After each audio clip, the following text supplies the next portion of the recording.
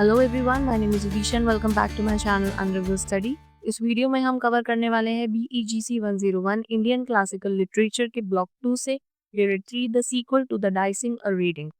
अगर अभी तक आपने इस ब्लॉक के यूनिट 2 की वीडियो नहीं देखी है, link is in the description below, do check it out.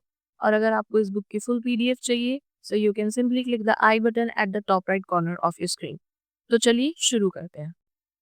तो चलिए हम इस यूनिट का इंट्रोडक्शन देख लेते हैं। अभी तक यानी कि यूनिट 2 में हमने ये देखा था कि कैसे पांडव जो हैं वो डाइस गेम का इनविटेशन उनके पास आता है और वो उसे एक्सेप्ट कर लेते हैं। वहां जाते हैं वो और डाइस गेम में वो सब कुछ हार जाते हैं। अपनी प्रजा को, अपने गोल्ड को, अपने पैसे को, अपने आप को, खुद को भी पांडव जो है दांव पे लगाते हैं, वो भी हार जाते हैं और लास्ट में वो अपनी वाइफ द्रौपदी को दांव पे लगाते हैं और उन्हें भी हार जाते हैं। फिर किस तरीके से द्रौपदी के साथ जो है वो बहुत बुरा बिहेव किया गया था। उसके बाद द्रौपदी जो है उन्हें एक डिवाइन हम कह सकते हैं कि भगवान जी ने जो है उन्हें सेव किया था, एक डिवाइन पावर ने उनको सेव किया था। देन उसके बाद द्रौपदी जो है अपनी इंसल्ट के लिए सबको कर्स करती है, लेकिन उनके कर्स देने से पहले ही वहां पे कैसे कौरवों की मदर आ जाती है, वो उन्हें रोक लेती हैं। देन उसके बाद जब किंग धृतराष्ट्र को ये फील होता है कि अब सब कुछ जो है बहुत ज्यादा वर्स्ट हो चुका है, बिल्कुल सिचुएशन बहुत खराब है, तो वो उस चीज को कंपेंसेट करने के लिए द्रौपदी को 3 बूंस यानी कि 3 वरदान देते हैं कि जो तुम मांगोगे वो तुम्हें मिलेगा। और उसमें क्या होता है कि द्रौपदी 2 वरदान में अपने सारे हस्बैंड यानी कि पांडव जो है, युधिष्ठिर की और बाकी उनके जितने भी भाई थे चारों, सबकी फ्रीडम मांग लेती है और थर्ड वरदान वो नहीं मांगती। वो कहती है कि पांडव अपनी जो किस्मत है वो खुद डिसाइड करेंगे। तो अब हम उसके आगे से जो है वो यहाँ पे स्टार्ट करते हैं। तो जब पांडव सभा से बाहर निकलते हैं तो दुर्योधन जो है वो तुरंत शकुनी और कर्ण के साथ मिलकर एक नई चाल चलने की कोशिश करता है और उसे ये डर है कि पांडव जो है अब वो उससे रिवेंज लेंगे, बदला लेंगे। तो वो अपने जो फादर है यानी कि किंग धृतराष्ट्र, वो उनको कहता है कि पांडव तो एक तरीके से हम कह सकते हैं घायल शेर की तरह है। हम बोलते हैं ना, घायल शेर जो होता है वो दोबारा वार करता है। तो यही बोलते हैं कि पांडव जो है वो एक तरीके से घायल शेर की तरह है जो अब सामने से हमला करेंगे। इसीलिए वो दूसरा डाइस गेम जो है वो प्लान करते हैं जिसमें पांडव हारे और 13 साल के वनवास पर चले जाएं। धृतराष्ट्र जो है वो पहले मना करते हैं, लेकिन दुर्योधन के जोर देने पर वो मान जाते हैं। युधिष्ठिर को पता लगता है कि जो नतीजा है वो बहुत ज्यादा बुरा होगा, फिर भी धर्म और राजा का ऑर्डर था, इसको मानकर वो वापस लौट आते हैं। शकुनी फिर से जीत जाते हैं और उनको 12 साल का वनवास यानी कि एग्जाइल, 12 साल का एग्जाइल और 13वां साल यानी कि जो लास्ट साल होगा ना, जो आखिरी का साल बचा होगा, उस साल का अज्ञातवास। अज्ञातवास क्या होता था? एक तरीके से आपको अपनी आइडेंटिटी जो है वो छुपानी पड़ती थी। मतलब पांडव इस तरीके से रहेंगे कि कोई भी उनको पहचान ना पाए कि ये पांडव है। मतलब 12 साल वो अगर एग्जाइल में है और उन्हें कोई पहचान लेता है तो कोई प्रॉब्लम नहीं है कि हाँ ये वहां के पांडव है और ये एग्जाइल में है, उससे कोई दिक्कत नहीं थी। लेकिन जो लास्ट का 1 साल होगा ना, उसमें उनको छुप कर रहना पड़ेगा, कोई भी ये ना जान पाए कि ये पांडव है। तो उनको 12 साल का अज्ञातवास, ओ सॉरी, 12 साल का वनवास और 1 साल का अज्ञातवास मिलता है। ठीक है। और उन्हें वो बिताना पड़ता है। अगर 13वें साल में यानी कि लास्ट ईयर में वो पकड़े जाते हैं, मान लीजिए कोई पहचान गया कि वो पांडव है और वो पकड़े गए, तो उन्हें फिर से शुरू करना पड़ेगा और दोबारा से उनको वो 12 साल और फिर से 1 साल का अज्ञातवास काटना पड़ेगा। तो ये शर्त थी। ये एक सिंपल गेम ने उनकी पूरी किस्मत बदल दी थी। पांडव जो थे वो एक तरीके से अपना, हम कह सकते हैं जो भी अपना जो उनका एग्जाइल के लिए जो एक पूरा कहते हैं ना कॉस्ट्यूम होता है डियर स्किन का, वो पहनकर जंगल की तरफ निकल पड़ते हैं। नेक्स्ट है plot to vanquish the enemy. अब जो पांडव है, उनके जाने के बाद दुर्योधन जो है उनके अंदर एक तरीके से बहुत ज्यादा जेलसी और डर, ये दोनों चीजें भरी होती हैं, राइट। इसीलिए वो धृतराष्ट्र को ये बात कहते हैं कि अगर पांडव जिंदा रहे तो वो जरूर युद्ध करेंगे, वॉर करेंगे। तो उनके वर्ड्स इतने ज्यादा डर से भरे होते हैं कि जो किंग है वो भी घबरा जाते हैं। तो दुर्योधन का जो प्लान है वो बिल्कुल क्लियर है कि दूसरा डाइस गेम जो है वो उन्होंने खिलवाया उन्हें, ताकि पांडव जो है वो एग्जाइल में चले जाए, हम जो है वो प्रॉपर तरीके से राज्य ले लें और उनको हम ये कहें कि जो भी हारेगा इस डाइस गेम में वो 12 साल के लिए जंगल में और फिर उसके बाद लास्ट का जो ईयर होगा उन्हें छुप के रहना पड़ेगा, मतलब अज्ञातवास में रहना पड़ेगा। तो उनका जो मोटिव था वो क्लियर था, उन्हें एक कंप्लीट विक्ट्री चाहिए थी, ठीक है? वो पांडवों के वापस आने का कोई चांस नहीं छोड़ना चाहते थे। धृतराष्ट्र जो है वो ये सब कुछ जानकर भी अपने बेटे के कहने पर चीजें जो है वो मान जाते हैं। तो इसमें यही बताया गया है कि एनिमी यानी कि दुश्मनों के वो उनके लिए दुश्मन थे, तो उनको बिल्कुल चाहते थे वो कि पांडव जो है वो उनके एनिमी हैं और उन्हें एक तरीके से हरा दिया जाए और एक कंप्लीट विक्ट्री जो है वो ले ली जाए, क्योंकि कहीं ना कहीं दुर्योधन को ये बात पता थी कि अर्जुन और भीम जो है वो मौका देखते ही उन पे अटैक कर देंगे, क्योंकि जब सभा में ये सब कुछ हुआ था तो उस टाइम पे पांडवों ने वहां कसम खाई थी, तो अर्जुन और भीम ने ये बात बोली थी कि वो उनको जरूर मारेंगे, ठीक है? तो इस बात से डर में आके उन्होंने ये पूरा जो प्लॉट था वो क्रिएट किया, उन्हें वापस बुलाया, वापस बुलाने के बाद उनसे दोबारा एक डाइस गेम खिलवाया और उसे खिलवाने के बाद उन लोगों ने जो है वो कौरवों ने वो डाइस गेम जीत लिया और उन लोगों को भेज दिया एग्जाइल में, यानी कि वनवास में। 12 साल का आपका वनवास हो गया और लास्ट ईयर आपका अज्ञातवास हो गया, जिसमें उनको कंप्लीटली अपनी आइडेंटिटी छुपानी पड़ती है, ठीक है? तो ये एक प्रॉपर प्लॉट जो था वो क्लियर विक्ट्री के लिए बनाया गया था। नेक्स्ट पॉइंट है the motive of a father's blind love for his सन।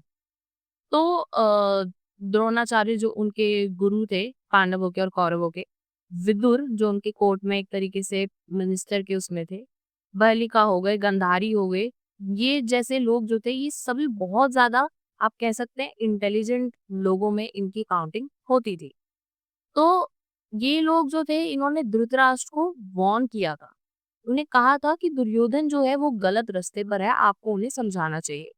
गांधारी जो कि कौरवों की मदर थी, वो उन्हें याद दिलाती है कि जब दुर्योधन पैदा हुआ था तब हमें कुछ एक तरीके से आप कह सकते हैं बहुत ज्यादा गलत तरीके के जो है वो हम बोलते हैं ना, अब बहुत हमें गलत संकेत मिल रहे हैं, बहुत अशुभ संकेत मिल रहे हैं। तो गांधारी उन्हें याद दिलाती है कि जब दुर्योधन पैदा हुआ था तब बहुत ही ज्यादा गलत तरीके की इन संकेत जो थे वो हमें मिले थे और उसके बारे में हमें एक वार्निंग दी गई थी, एक चेतावनी दी गई थी।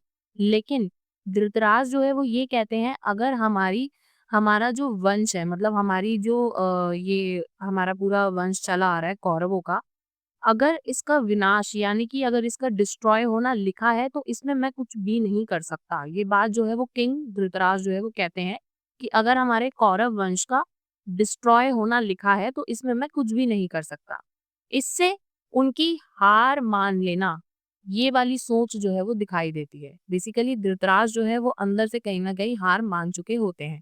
गांधारी जो अपने बेटे से बहुत ज्यादा प्यार करती है, लेकिन उनके पास जो है वो समझ और धर्म, ये दोनों सोच भी होती है। मतलब ऐसा नहीं है कि वो सिर्फ अपने बेटे से अंधा प्यार करती है जैसे कि उनके फादर है, वो तो बिल्कुल ब्लाइंड है अपने सन के प्यार में, लेकिन गांधारी ऐसी नहीं थी। मदर है, वो अपने बेटे से प्यार करती है, लेकिन उसके अलावा उसके पास जो है वो थोड़ी समझ है, उनके पास जो है वो धर्म भी है। और दूसरी तरफ धृतराष्ट्र है, जो सिर्फ अपने बेटे के प्यार में अंधा है, जो वो बोले जा रहा है वो करे जा रहे हैं, करे जा रहे हैं। तो महाभारत जो है यहाँ पे एक इम्पोर्टेंट थीम दिखाता है कि अंधे माँ बाप जो है एक तरीके से बहुत ज्यादा अपने बच्चों को प्यार करते हैं, कह सकते हैं बहुत ज्यादा अटैच्ड है, उनके मन में अपने बच्चों को लेके या अपनी फैमिली को लेके एक तरीके का मोह है कि वो उनकी गलत चीजें भी मान रहे हैं और इसी वजह से आगे जाकर यही उनके माँ बाप की जो गलतियां हैं ये उनके बच्चों को और उनके पूरा जो भी उनका कौरव वंश चला आ रहा है उसे पूरे तरीके से डिस्ट्रॉय कर देते हैं। नेक्स्ट पॉइंट है the importance of loyalty and धर्म। तो यहाँ पे ये बोला जा रहा है कि जो युधिष्ठिर थे यानी कि पांडवों में सबसे बड़े भाई, वो ये जानते थे कि डाइस गेम में उनकी हार तय है, क्योंकि ऑब्वियसली वो तो अपना सब कुछ लुटा कर ही आ गए हैं। फिर भी जब किंग ने उनको दोबारा बुलाया तो उन्होंने किंग के ऑर्डर को माना। क्यों? अगर उनके ऑर्डर को वो नहीं मानते तो वो युधिष्ठिर के धर्म के खिलाफ होगा। वो ये मानते थे कि किंग का ऑर्डर जो है वो सबसे ऊपर होता है, इसीलिए उनको जाना चाहिए। इसीलिए वो दोबारा चले जाते हैं और वहां जाके उनको जो है फिर से गेम खेलने के लिए बोला जाता है और उसे खेलने के बाद युधिष्ठिर और बाकी के पांडव थे और उनकी जो मदर थी ये सारे एग्जाइल में यानी कि वनवास में चले जाते हैं। युधिष्ठिर जो है वो ये कहते हैं कि जो ह्यूमंस हैं, हम जो ह्यूमंस हैं अपनी किस्मत से नहीं बच सकते। मतलब उनका ये मानना था कि जो होना है वो तो होके ही रहेगा। उनका जो कैरेक्टर है वो धर्म से पूरा गाइडेड है। चाहे फिर उनकी खुद की बर्बादी क्यों ना हो जाए, वो पूरे डिस्ट्रॉय हो जाएँ, लेकिन वो अपना जो उन्होंने अपने लिए कुछ रूल्स बना रखे हैं, वो उन्हें नहीं तोड़ते थे। और यही महाभारत का एक बहुत ही बड़ा मैसेज है कि जो महाभारत में बड़े-बड़े कैरेक्टर्स थे, उनकी जो किस्मत थी, उनके प्रॉमिसेस और उनके धर्म से ही बनती थी। जैसे कि अगर मैं आपको और कैरेक्टर की बात बताऊँ तो जो भीष्म पितामह थे, महाभारत में एक कैरेक्टर था भीष्म पितामह, उन्होंने 2 जो है वो क्या नाम कहते हैं ज़ि 2 वो दिए थे, मतलब एक तो था कि वो ज़िंदगी भर शादी नहीं करेंगे, ठीक है? तो उनका जो पहला था वो ये था, भीष्म ने सेलिबसी वो लिया था, यानी कि वो ज़िंदगी भर शादी नहीं करेंगे, ये उनका सबसे पहला प्रॉमिस था। और दूसरा उन्होंने ये कसम खाई थी कि जो हस्तिनापुर का थ्रोन है, हमेशा वो उसके लिए लॉयल रहेंगे, ठीक है? और हस्तिनापुर के थ्रोन यानी कि हस्तिनापुर का जो थ्रोन है उसके लिए जो बेटर होगा, उसके बेटरमेंट के लिए ही वो हमेशा काम करेंगे, उसके लिए हमेशा लॉयल रहेंगे। और दूसरा अगर मैं कहूँ तो कर्ण भी जो थे, वो एक बहुत बड़े कैरेक्टर थे महाभारत में और उन्होंने दुर्योधन के लिए अपनी लॉयल्टी पूरे टाइम दिखाई। उन्होंने भी कसम खाई थी कि वो लाइफ टाइम दुर्योधन के लिए जो है वो लॉयल रहेंगे। और इसी वजह से कर्ण जो है वो गलत साइड चले जाते हैं। ठीक है? अगर किसी ने महाभारत देखी हो या सुनी हो, तो सबको पता होगा कि कर्ण जो थे वो पांडवों के ही भाई थे और ये बात उन्हें नहीं पता थी और इवन कर्ण को भी नहीं पता थी, उन्हें भी बाद में जाके पता लगती है कि ये पाँचों मेरे ही भाई हैं। लेकिन फिर भी वो अपने भाइयों की तरफ नहीं जाते, वो फिर भी दुर्योधन की तरफ ही रहते हैं। उन्हें पता होता है दुर्योधन गलत है, स्टिल वो उनकी तरफ ही रहते हैं। क्यों? क्योंकि उनकी लॉयल्टी दिखाई गई है कि एक बार उन्होंने अगर प्रॉमिस कर दिया, कसम खा ली, तो वो नहीं तोड़ेंगे। तो यहाँ पे यही महाभारत का एक बहुत बड़ा मैसेज है कि बड़े-बड़े कैरेक्टर जो हैं, उनकी किस्मत उनके प्रॉमिसेस और उनके धर्म से ही बनी है। नेक्स्ट पॉइंट है the second game of dicing. तो अब इसमें क्या होता है कि जैसे कि हमें पता ही है पांडव जो हैं वो बिना कुछ कहे वापस आ जाते हैं क्योंकि ऑब्वियसली युधिष्ठिर जो है उनका धर्म है राजा की बात मानना, तो वो वापस आ गए सेकंड गेम के लिए डाइस का। तो युधिष्ठिर जो है वो फिर से डाइस खेलते हैं और फिर हार जाते हैं। दुशासन जो है वो बहुत ज़्यादा खुश होता है, अपनी जीत मना रहा होता है और द्रौपदी से वो ये बोलता है कि तुम अपने इन हारे हुए हस्बैंड्स को छोड़ दो और किसी कौरव के साथ शादी कर लो। तो बेसिकली वो पांडवों को वहाँ पे वीक और हारा हुआ दिखाना चाहता था, तो वो उन्हें इंसल्टिंग फील कराना चाहता था, इसलिए वो ऐसा कहता है। अब क्या होता है कि जो भीम है यानी कि पांडवों में से ही युधिष्ठिर से जो है वो युधिष्ठिर के छोटे भाई और अर्जुन से बड़े यानी कि सेकंड नंबर वाले जो ब्रदर है वो है भीम। तो भीम जो है वो ये कसम खाते हैं, वो 2 कसम खाते हैं बेसिकली। सबसे पहले कि मैं एक दिन जब मतलब जब हम वापस आएँगे, एक्साइल से वापस आएँगे और जब हम युद्ध करेंगे, वॉर करेंगे, तो वो ये कसम खाते हैं कि मैं उस वॉर में दुशासन जो है उसे मार कर उसका खून पीऊँगा, मतलब उसके चेस्ट को बिल्कुल टियर कर दूँगा और उसके बाद उसका जो है वो खून पीऊँगा, ये इस चीज़ की वो कसम खा के जाते हैं। और दूसरी कसम वो ये खाते हैं कि मैं दुर्योधन जो है, उनकी जो थाई है, ठीक है? जो थाई है, उसको ब्रेक कर दूँगा, उसे तोड़ दूँगा। और थाई को ब्रेक करने का कसम वो इसलिए खाते हैं क्योंकि जब सभा में द्रौपदी को लाया गया था और उसकी इंसल्ट हो रही थी, तब दुर्योधन ने उनको इंसल्ट करने के लिए उनका मज़ाक उड़ाते हुए ये कहा था कि इस दासी को यानी कि इस मेड को मेरी थाई पर बिठा दो। इसीलिए वो उसी बात से कसम खाते हैं कि दुर्योधन ने जिस थाई पर मेरी वाइफ को यानी कि द्रौपदी को बैठने को बोला था, मैं उसी थाई को तोड़ दूँगा। और दुशासन जो है वो उनको बालों से खींच कर लाया था। तो उन्होंने यानी कि भीम ने ये 2 कस्में जो है वो खाई। फिर एक ऋषि है नारद ऋषि, वो आकर कहते हैं कि 13 साल बाद कौरव अपनी जो अकड़ है मतलब जिस ईगो में वो है और जो भी उन्होंने गलत काम करे हैं, जो भी उन्होंने पाप करे हैं, उस सब की वजह से बर्बाद हो जाएँगे। ये बेसिकली एक तरीके का आप कह सकते हैं वार्निंग थी या फिर हम ये बोल सकते हैं कि ऋषि-मुनि जो होते थे, वो आगे का जो है सब कुछ जानते थे, तो इसीलिए वो ऋषि आकर ये बात बोलते हैं। लेकिन कौरवों को लगता है कि उनकी जीत हो गई है, तो वो इस वार्निंग को इग्नोर कर देते हैं क्योंकि उनको तो यही लग रहा था ये चले गए हैं यहाँ से, ठीक है? अभी क्या वापिस आएँगे 13 साल बाद और 13वें साल में हो सकता है ये पकड़े जाएँ, इन्हें कोई पकड़ ले, इन्हें कोई क्या नाम कहते हैं बेसिकली जान जाए कि ये लोग पांडव हैं। तो अगर वो अज्ञातवास में उन्हें कोई पहचान लेता है, तो उन्हें दोबारा से वो 13 साल फिर से रिपीट करने पड़ेंगे। तो एक तरीके से वो इसे अपनी कंप्लीट विक्ट्री मान रहे थे और उन्होंने इस वार्निंग को इग्नोर कर दिया था। अब नेक्स्ट पॉइंट है डिपार्चर टू द फॉरेस्ट। अब पांडव जो हैं उनके फॉरेस्ट में जाने का टाइम आ जाता है। तो जंगल जाने से पहले जो विदुर हैं, यानी कि जो कौरवों के सभा में मिनिस्टर हैं विदुर, अब वैसे तो वो एक अच्छे पर्सन थे और ऑब्वियसली पांडव जो हैं वो उनके साथ भी कनेक्टेड ही हैं। तो विदुर जो हैं वो पांडवों को ये याद दिलाते हैं कि उन्होंने पहले भी हिमालयाज़ में चैलेंजेस देखे हैं। मतलब पांडव जो थे वो पहले भी हिमालयाज़ में होके आ चुके हैं, तो वहाँ के चैलेंजेस के बारे में उन्हें पता है। वो कहते हैं कि एग्ज़ाइल यानी कि जो वनवास है वो उन्हें और भी ज़्यादा स्ट्रॉन्ग और भी ज़्यादा इंटेलिजेंट बनाएगा। हर पांडव जो है वो अलग-अलग तरीके से अपना पेन जो है वो दिखाते हैं। जैसे कि युधिष्ठिर हैं वो अपना चेहरा ढक लेते हैं। मतलब अ, उन्हें इस बात का डर होता है कि उनके अंदर जो गुस्सा भरा हुआ है कहीं वो उनके एनिमीज़ को जला ना दे, इसीलिए वो अपना फेस जो है उसे कवर कर लेते हैं। भीम जो है वो अपने हाथ फैलाते हैं, अपनी पावर दिखाते हैं कि एक दिन मैं वापस आऊँगा और तुम्हें बताऊँगा। अर्जुन जो है वो रेत को उड़ाते हैं, जो मिट्टी है उन्हें उसे उड़ाते हैं जैसे कि एक दिन वो दुश्मनों पे तीर बरसाएँगे, क्योंकि अर्जुन जो है वो अपने धनुष चलाने में बहुत ज़्यादा क्या नाम कहते हैं अच्छे थे, इसीलिए वो अपना जो एंगर है वो इस तरीके से दिखाते हैं रेत उड़ाकर कि एक दिन वो अपने दुश्मनों पे तीर बरसाएँगे। और जो नकुल और सहदेव हैं वो गुस्से और दुःख में हैं, बहुत ज़्यादा एंगर में हैं और पेन में भी हैं। द्रौपदी जो है वो वही कपड़े दोबारा पहनती है जिसमें उनकी इंसल्ट हुई थी और वही कपड़ा पहन के वो वनवास जा रही होती हैं। और वो कौरवों को ये श्राप देती है बेसिकली कि जैसे मैं रोई हूँ वैसे ही जो कौरवों की वाइफ्स हैं, जो कौरव जिन्होंने जिनसे शादी कर रखी है, उनकी वाइफ भी एक दिन वैसे ही रोएंगी। उनके जो हस्बैंड हैं और उनके जो सन हैं, क्योंकि ऑब्वियसली जब वॉर होगी तो बच्चे भी उसमें पार्टिसिपेट लेंगे और जो कौरव हैं यानी कि उनके जो हस्बैंड्स हैं, कौरव लेडीज जो हैं उनके जो हस्बैंड हैं वो भी पार्टिसिपेट लेंगे ही। तो उनके जो हस्बैंड और उनके सन हैं, उनके ब्लड से, उनके खून से उन लेडीज के कपड़े भीग जाएंगे। ये वो एक तरीके का श्राप देती है।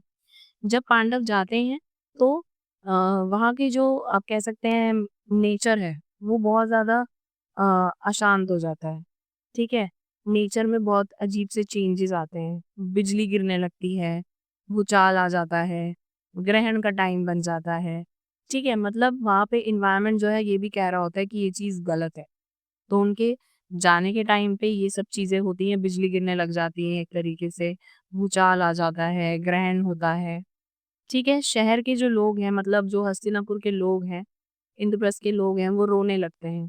उन्हें लगता है कि उनके जो एक तरीके से रखवाले हम कह सकते हैं या फिर जो उन्हें बचाते थे, उनके लिए सोचते थे, वो पांडव थे और वही नहीं रहेंगे तो उनका क्या होगा? विदुर जो है वो धृतराष्ट्र से कहता है कि जब जानवर, लोग और देवता सभी दुखी हैं तो इसका मतलब आपके वंश का डिस्ट्रॉय होना तो अब तय है। क्योंकि वहाँ का एनवायरनमेंट दुखी था, वहाँ के जानवर दुखी थे, देवता थे वो दुखी थे, वहाँ के लोग दुखी थे। तो जब सब लोग दुखी ही हो रहे हैं इनके जाने पे, दैट मीन्स अब कौरव वंश जो है उनका डिस्ट्रॉय होना तो तय है। तो अगर अभी तक आपको वीडियो हेल्पफुल लग रही हो तो प्लीज़ वीडियो को लाइक करें, मेरे चैनल को सब्सक्राइब करें और शेयर करें अपने फ्रेंड्स के साथ। और अगर आपको इसकी पीडीएफ नोट्स चाहिए तो आपको मेरे टेलीग्राम चैनल से मिल जाएंगे। टेलीग्राम का लिंक आपको डिस्क्रिप्शन में मिल जाएगा, आप वहाँ से ज्वाइन कर सकते हैं, अपने नोट्स को डाउनलोड कर सकते हैं। Now come to the conclusion. तो इस यूनिट में हमने यही देखा कि दुर्योधन जो है अपनी जेलसी और डर की वजह से पांडवों को डिस्ट्रॉय करने का प्लान बनाता है। धृतराज जो है वो अपने बेटे के लिए ब्लाइंड लव रखते हैं, इसीलिए वो बाकी सब कुछ चीजें जो भी वार्निंग्स उसके पैदा होने के टाइम पे दी गई थी या फिर उनकी जो मदर है कौरवों की गांधारी वो उन्हें समझाती है, बाकी लोग भी समझाते हैं, वो उस चीज को इग्नोर कर देते हैं। युधिष्ठिर का धर्म और लॉयल्टी इतना स्ट्रांग है कि वो हर बार सब कुछ हार के भी अपने रूल्स को नहीं तोड़ते। दुर्योधन और विदुर की जो स्टोरी है उससे हमें ये दिखाई देता है कि सेम चीज को हर कोई अलग तरीके से देखता है। जैसे दुर्योधन है वो इस जब पांडव डिपार्चर कर रहे हैं फॉरेस्ट की तरफ जा रहे हैं तो उन्हें अपनी विक्ट्री फील हो रही है, लेकिन विदुर जो है उन्हें ये फील हो रहा है कि अब कौरवों का डिस्ट्रॉयमेंट तो पक्का है क्योंकि सब कुछ दुखी है वहां पे। लोग दुखी हैं, ठीक है? डेटीज़ दुखी हैं जो देवता होते हैं, जानवर दुखी हैं वहाँ के, एनवायरनमेंट जो है वो दुखी है, उनके जाने पे बिजली कड़क रही है, भूचाल आ रहा है, ग्रहण होता है। तो ये बता रहा है कि उसी एक सिचुएशन को, उनके फॉरेस्ट में जाने वाली सिचुएशन को दुर्योधन और विदुर दोनों अलग-अलग पर्सपेक्टिव से देख रहे हैं। हर पांडव के एक्शन से उनका अलग कैरेक्टर सामने आता है और कहानी का ड्रामेटिक इम्पैक्ट और ज़्यादा बढ़ जाता है। तो चलिए इसी के साथ हमारी यूनिट कंप्लीट होती है। अगर आपको इसके पीडीएफ नोट्स चाहिए तो आप मेरे टेलीग्राम चैनल से ले सकते हैं। टेलीग्राम का लिंक आपको डिस्क्रिप्शन में मिल जाएगा, डू चेक इट आउट। और अगर आपको ये वीडियो हेल्पफुल लगी हो so please like, share and subscribe to my channel and don't forget to hit the bell icon so you never miss any update. मैं आपको मिलती हूँ नेक्स्ट वीडियो में with another interesting topic. Till then stay tuned, keep learning and keep growing. Thanks for watching, bye bye.